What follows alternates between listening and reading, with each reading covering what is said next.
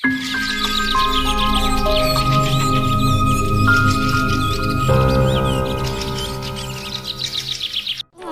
चिड़िया, अब यहाँ बनने से बेहतर है कि हम दूसरे किसी जंगल में प्रवास कर जाएं। लेकिन हम जाएं भी तो किस दिशा में जाएं? साथ वाले जंगल का मौसम भी ठीक नहीं है। कल उस जंगल से एक पक्षी आया था, वो बता रहा था कि वहाँ भी पानी नहीं है।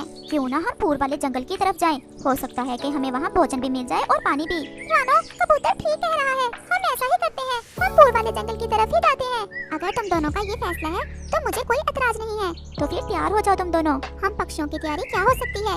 हमें तो भोजन और पानी से बढ़कर और क्या चाहिए? और फिर वो सब पूर्व वाले जंगल की तरफ प्रवास कर जाते हैं। वो बहुत तेज उड़ते हैं, लेकिन वो रास्ते में कहीं भी नहीं रुकते। जल्द ही वो अपने जंगल से बाहर निकल जाते हैं और फिर वो थोड़ा आराम करने के लिए एक पेड़ पर बैठ जाते हैं। चिड़िया, मैं तो प्यासे मर रहा हूँ और मेरा सांस रुक रहा है। अगर पानी ना मिला तो मैं भी और नहीं उड़ सकता। लेकिन अब हम क्या करें? यहाँ इन पहाड़ों में हमें पानी कहाँ से मिलेगा? और फिर शाम हो जाती है। चिड़िया बहन, अगर मेरी बात मानो तो हम आज रात इन पहाड़ों में ही गुजार लेते हैं। अभी कुछ देर में अंधेरा हो जाएगा। और फिर वो तीनों रात में ही पहाड़ों में गुजारने का फैसला करते हैं। तोते, ये जगह मुझे कुछ खतरनाक लग रही है। ऐसे पेड़ों पर रात गुजारने से बेहतर है कि हम वो सामने वाली गुफा में चले जाते हैं। वहाँ हम सुरक्षित रहेंगे। और फिर वो सब गुफा की तरफ चले जाते हैं। थोड़ी ही देर में रात भी हो जाती है। सब पक्षियों का भूख और प्यास से बुरा हाल था। रानो चिड़िया, वो देखो सामने कोई मटका पड़ा है, चलो हम देखें। हो सकता है कि उस मटके में थोड़ा बहुत पानी मिल जाए। और फिर रानो चिड़िया जल्दी से उस मटके के पास जाती है। वो ये देखकर बहुत हैरान हो जाती है कि उस मटके में थोड़ा सा पानी भी था। तोते और कबूतर, पानी मिल गया, हमें पानी मिल गया। मटके में ज्यादा तो नहीं, लेकिन थोड़ा सा पानी है। और फिर कबूतर और तोता भी मटके के पास आ जाते हैं। तोते और कबूतर भैया, आप पहले पानी पी लो, अगर बचा तो मैं भी पी लूंगी। नहीं चिड़िया, पहले आप और कबूतर भैया पानी पी लें, मैं बाद में पी लूंगा। नहीं, मैं बाद में पानी पी लूंगा, पहले आप दोनों पी लो। वो सब पक्षी एक दूसरे के अच्छे दोस्त थे, इसलिए वो ये सोच रहे थे कि कहीं ऐसा ना हो कि वो पानी पी ले और उसका दोस्त प्यासा ही रह जाए। वो सब ये बातें कर ही रहे थे कि उस मटके के पास एक तरबूज की बेल थी। और फिर वो बेल उन पक्षियों से ऐसा कहती है, पक्षियों, क्या आप देख रहे हो कि मेरे पत्ते कैसे सूख रहे हैं? अगर इस मटके में थोड़ा सा पानी है तो वो आप मुझे दे दें ताकि मैं जी सकूं। अगर मुझे पानी ना मिला तो मैं मर जाऊंगी और मेरे फूल भी सूख जाएंगे। तोते और चिड़िया, अब क्या करना होगा? पानी तो इतना ही है कि या हम पी लें या फिर इस तरबूज की बेल को दे दें। मेरे दोस्तों, अगर मुझसे पूछो तो हमें इस बेल की जिंदगी बचानी चाहिए। और फिर वो सब उस मटके में जो थोड़ा बहुत पानी था उस बेल को डाल देते हैं। ये भी शायद हमारी कोई परीक्षण ही थी। और वो सब नाराज होकर बैठ जाते हैं। अभी थोड़ी ही देर हुई थी कि वो बेल हरी भरी हो जाती है और वो बेल बहुत ज्यादा खुश थी। पक्षियों, जो काम तुम सबने किया, बस यही तुम्हारी परीक्षण थी और तुम इस परीक्षण में कामयाब हुए हो। मुझे पता है तुम सब पक्षियों ने सुबह से पानी नहीं पिया और जो इस मटके में पानी था वो मुझे डाल दिया। अब जरा फिर से इस मटके में देखो तो सही। और पक्षी बहुत ज्यादा हैरान होते हैं। और फिर कबूतर जैसे ही उस मटके में झांक कर देखता है तो कबूतर की तो खुशी से चीख निकल जाती है। रानो, रानो जल्दी आओ, तोते जल्दी आओ, देखो मटका तो पानी से भरा हुआ है। वो सब बहुत खुश होते हैं और वो सब जी भरकर ठंडा ठंडा पानी पीते हैं और उनके शरीर में जान आ जाती है। तुम इस पानी को जैसे भी पियो, ये कभी कम नहीं होगा। मैं और बेल इस गुफा में आश्रय लेने वाले हर पक्षी को आजमाते हैं और जो कोई पक्षी हमारी परीक्षण पर पूरा उतरे, ये पानी और इस बेल के फल बस उसी पक्षी के लिए होते हैं। मटके जी, आपका बहुत बहुत धन्यवाद जो आपने हमारी इतनी ज्यादा मदद की। अगर हमें पानी ना मिलता तो हम सच में मर जाते। लेकिन मटके जी, इस बेल पर तो कोई फल नहीं है। ये सुनकर मटका थोड़ा मुस्कुराता है।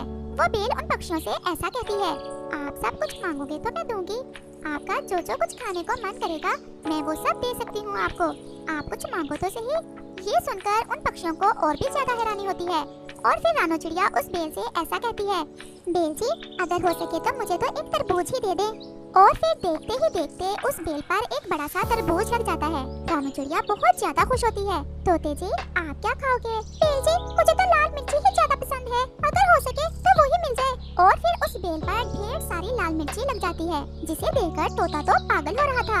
और फिर कबूतर भी उस बेल से अपना मनपसंद भोजन ले लेता है और फिर वो सब वहीं सो जाते। और फिर सुबह हो जाती है। तोते और कबूतर, जब तक बारिश नहीं हो जाती क्यों ना हम इस गुफा में ही दिन गुजार लें। यहाँ हमें भोजन भी मिल गया है और पानी भी। रानो चिड़िया, मैं भी यही सोच रहा हूँ। हम ऐसा करते हैं कि इस गुफा में नरम नरम घोंसले बना लेते हैं और बारिश होने तक यही रहेंगे। और फिर वो उस गुफा में अपने घोंसले बनाने का काम शुरू करते हैं। वो सूखा घास लाते हैं, थोड़े सूखे पत्ते और टिंके। और फिर शाम होने से पहले पहले वो अपने लिए नरम नरम घोंसले बना लेते हैं और फिर शाम हो जाती है। वो तीनों गुफा के बाहर बैठे हुए थे कि वहाँ एक कौवा और कौवी आ जाते हैं। पक्षियों, मेरा नाम कालू कौवा है और ये मेरी पत्नी गोरी है। हम परावासी हैं और दूसरे जंगल जा रहे थे, लेकिन अब शाम हो गई है। क्या हम रात आपके पास गुजार सकते हैं? कौवे जी, हम भी इस जंगल के बासी नहीं हैं। हम भी पहाड़ों वाले जंगल से आए हुए हैं। हमारे जंगल में सूखा चल रहा है इन दिनों। बस पानी की खोज में जहाँ तक आ गए और हम अब इस गुफा में रहते हैं। अगर रात गुजारनी है तो तुम भी हमारे साथ रह सकते हो। यहाँ हम तुम्हें भोजन भी दे देंगे और पानी भी। क्या क्या चीजें हैं भोजन में? मेरा तो आज मिठाई खाने को बहुत ज्यादा मन कर रहा है। कौवी जी, आप जिसकी इच्छा करोगे हम वही देंगे आपको भोजन में। आप क्यों चिंतित हो रही हो? ऐसा सुनकर गोरी तो बहुत खुश हो जाती है। सच में? सच में। और फिर रात हो जाती है और वो सब गुफा में चले जाते हैं।